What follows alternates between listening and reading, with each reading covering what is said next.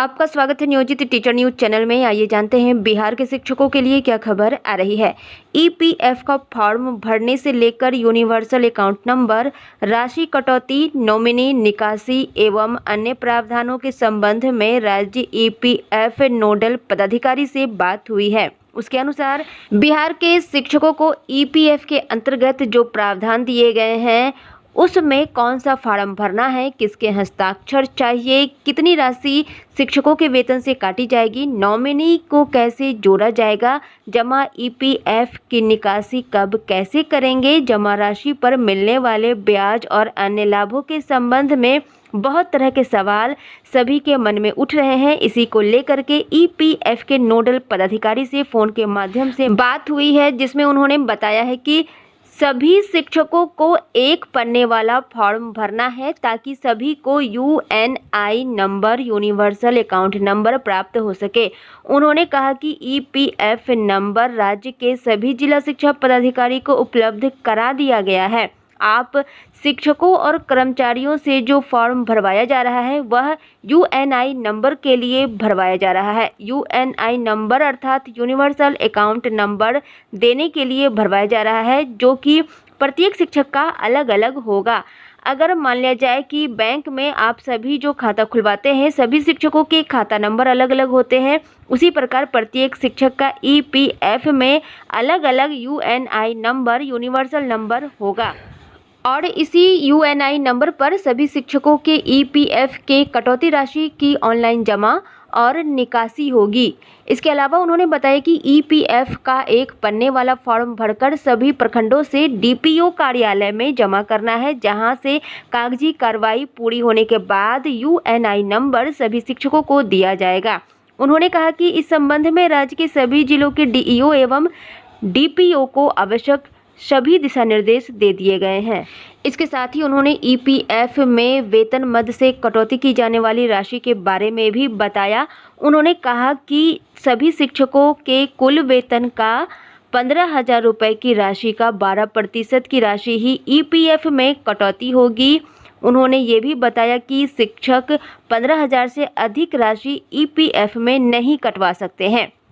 स्पष्ट कर दिया कि राज्य सरकार द्वारा 15,000 तक ही लिमिट तय की गई है। इस राशि का 12% कटेगा और ये भी बताया कि शिक्षकों के खाते से जो राशि कटेगी उतने प्रतिशत ही राशि राज्य सरकार द्वारा देनी होगी। अगर सभी शिक्षक अधिक राशि कटवाएंगे तो राज्य सरकार को भी अधिक राशि देनी पड़ेगी, अर्थात राज्य के सभी शिक्षकों के 15,000 वेतन का 12% अर्थात 1,800 रुपया की राशि और सभी शिक्षकों के खाते से इतनी ही राशि राज्य सरकार को देनी होगी। यानी हर महीने कुल 3,600 रुपये ही मात्र ईपीएफ के यूएनआई नंबर में जमा होगी। अगर कभी भविष्य में राज्य सरकार ईपीएफ की कटौती राशि अपनी तरफ से वृद्धि करती है तो शिक्षकों के वेतन मद से भी उतने बढ़े प्रतिशत राशि की कटौती होगी, अर्थात ईपीएफ कटौती में वृद्धि राज्य सरकार पर निर्भर करेगी। समझौता कितनी राशि देने पर रहता है। उन्होंने ये पूरी तरह से स्पष्ट कर दिया कि शिक्षकों को 15,000 वेतन का ही 12% जमा करना है। शिक्षक भी ज़्यादा जमा नहीं कर सकते हैं। अगर कोई शिक्षक चाहे कि अपना ईपीएफ ज़्यादा जमा करे तो शिक्षक ज़्यादा जमा नहीं कर सकते हैं, क्योंकि सरकार को भी उतनी ही राशि देनी पड़ेगी। इसलिए सरकार ने इसे सिर्फ और सिर्फ 12% पर फिक्स कर दिया है। 15,000 वेतन के 12% पर सरकार ने इसे फिक्स कर दिया है।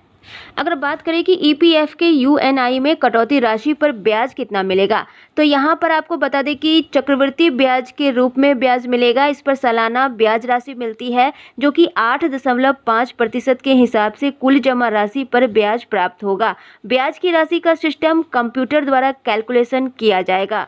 अगर यहाँ पर एक अंदाजा लगाया जाए कि 15,000 का 12% अगर वेतन से कटता है और 8% ब्याज मिलता है और अगर शिक्षक के द्वारा 20 वर्ष तक नौकरी की जाती है तो अमूमन 10 लाख रुपए तक की राशि ईपीएफ में मिल सकती है। ये ज़्यादा हो सकता है, 10 लाख से ज़्यादा हो सकता है, लेकिन कम नहीं होगा। अर्थात 20 साल नौकरी करने पर यही राशि पर 12% की राशि पर और 8% के ब्याज पर कम से कम 10 लाख रुपए एक शिक्षक को जरूर मिलेंगे।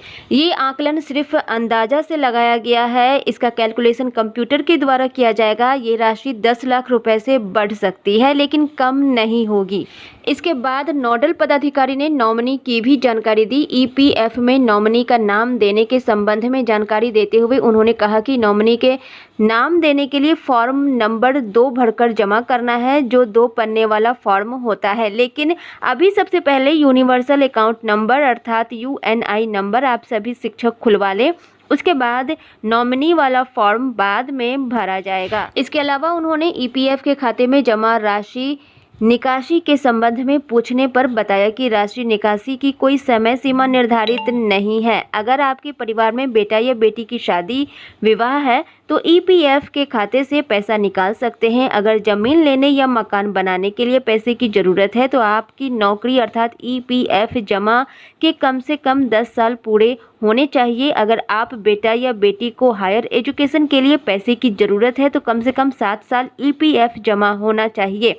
लेकिन एक बार जो राशि आप अपने ईपीएफ के यूनिवर्सल अकाउंट नंबर से निकाल लेते हैं तो वह दोबारा आप जमा नहीं कर सकते हैं। शेष राशि जो आपके ईपीएफ खाते में बची होगी उसी पर आपको ब्याज प्राप्त होगा।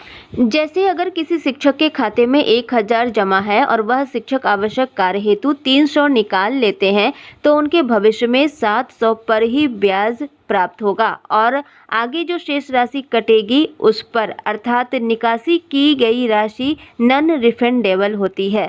यहाँ पर आपको बता दें कि बिहार सरकार ने एक तरह से ईपीएफ की कटौती के नाम पर सभी शिक्षकों को ठगने का काम किया है, क्योंकि जहाँ पर शिक्षकों को भारी मात्रा में इस पर लाभ मिल सकता है वहाँ पर सिर्फ और सिर्फ एक सीमित कम संसाधन में शिक्षकों को बांध दिया गया है। यहाँ पर शिक्षक अगर ज़्यादा भी चाहे ईपीएफ की कटौती करवाना अपने वेतन से तो भी शिक्षक नहीं करवा सकते हैं, क्योंकि सरकार इसमें सहयोग नहीं कर रही है। जबकि शिक्षकों का सहयोग सरकार को करना चाहिए, लेकिन ये सरकार शिक्षक विरोधी सरकार है, इसलिए इसमें सरकार पूर्ण सहयोग नहीं कर रही है और अभी पूरे बिहार में शिक्षकों के द्वारा इसका विरोध किया जा रहा है। सभी शिक्षक इसमें शामिल हों और इस सरकार को सत्ता से उखाड़ फेंकने का काम करें ताकि आने वाले दिनों में शिक्षकों का भविष्य उज्जवल हो सके। आज की खबरों में बस इतना ही। शिक्षक संबंधी सभी प्रकार की खबरों के लिए चैनल को सब्सक्राइब करें। अगर आपको ये वीडियो पसंद आया है तो वीडियो को लाइक एवं शेयर करें। वीडियो देखने के लिए बहुत बहुत धन्यवाद।